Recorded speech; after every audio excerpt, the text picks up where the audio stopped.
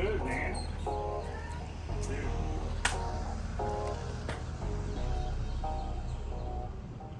Hey, we're here with Vic Figueroa. You saw a little bit of the lead in, someone I've known a long time. Vic, thanks for sitting down with us. You got it.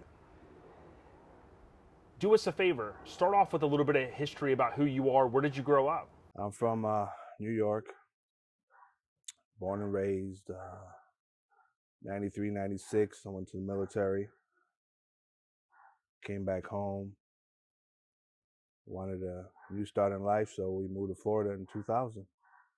That's awesome. Now, let me ask you this. How did you get involved in this automotive culture that we all love? And I've been doing this a little kid. A long time. I've dabbled in everything, Hondas, motorcycles, mini trucks, and now I'm here. Now, when I first met you many moons ago, I recall you were into motorcycles.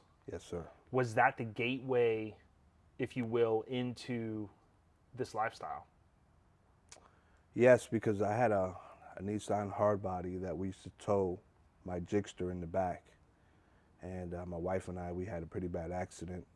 And we decided to keep it on four wheels. And I knew a guy named Graham. Hancock. Yes, sir. We all know Graham. And that's how we decided to bag my Hardbody. And that's where it all started.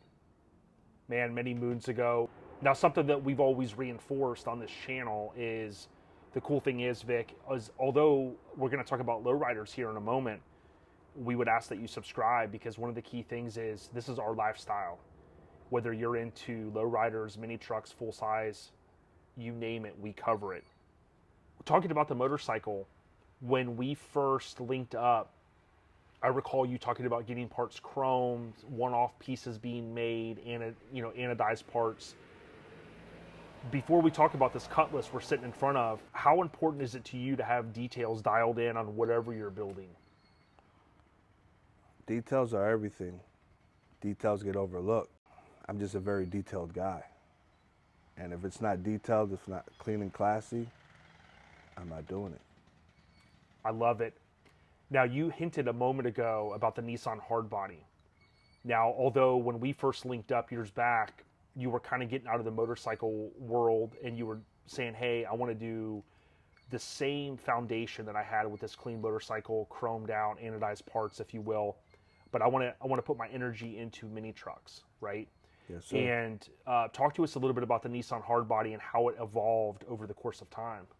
Well, that was about 08, 09.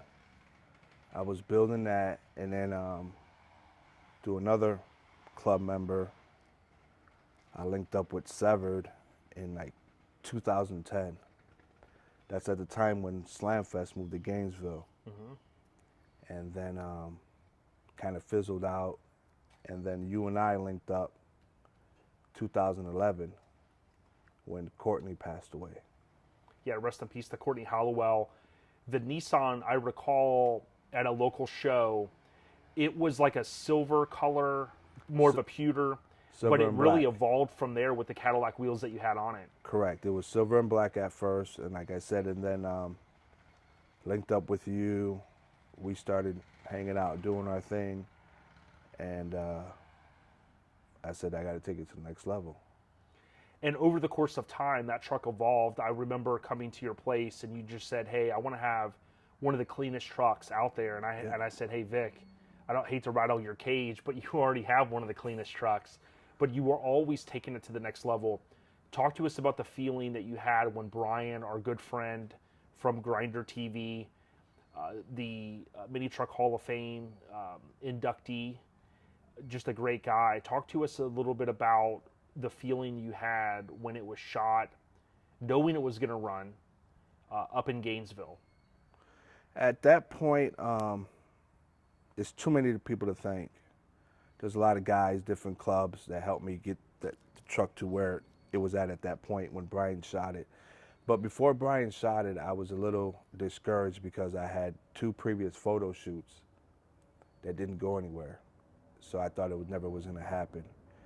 But after that, happened, and thank you for the write-up. It's like a dream come true. Something I would reinforce and why I wanted Vic to hit on that is if you're watching this video and you've realized that the magazine industry has kind of shuttered a little bit. We've seen some publications come back, many Truckin magazines coming back, but fear not, many of you, including myself, were in situations like Vic at some point in our lifestyle, if you will, with this car and truck thing. Don't get discouraged. It can easily be discouraging, but to Vic's point, he stayed the course. Yes, sir. And Brian knocked it out. Papa All Smurf, day. rest in peace. He loved that Daily Diamond name, didn't he? Yes, he did. I still have the sign he made for me. Yep, for sure. Yeah, man. Now, evolving from the mini truck, this is a key thing that we want to reinforce on our channel. Again, we're open to all makes and models. And if you think about like the triathlon in the Olympics, it's multiple skills, but it's at the end of the day, it's athleticism. What I look at and something I look up to Vic on is if you really think about the fact that you went and you built a clean motorcycle or motorcycles, you go, hey, I'm going to build a mini truck that's going to pull in some awards. Oh, by the way, featured in Truckin magazine. And then, hey, I'm not a one-hit wonder, nor have I pigeonholed myself into one genre. I'm Vic Figueroa, right? I'm speaking for you. And you said, I'm going to lay it down. You've always kind of been, like I have, ingrained in this hip-hop culture, this car culture as a part of our blood. And talk to us a little bit about the mindset when you go and sell the Hardbody, then you transition into this car that we're going to show you guys in just a minute, this 84 Cutlass. Some people don't understand selling the Hardbody was really hard. It was... No pun intended. It was, these cars, trucks, motorcycles, they become like a part of the family. And it was a hard decision, but, my family and I thought it was the right thing to do. And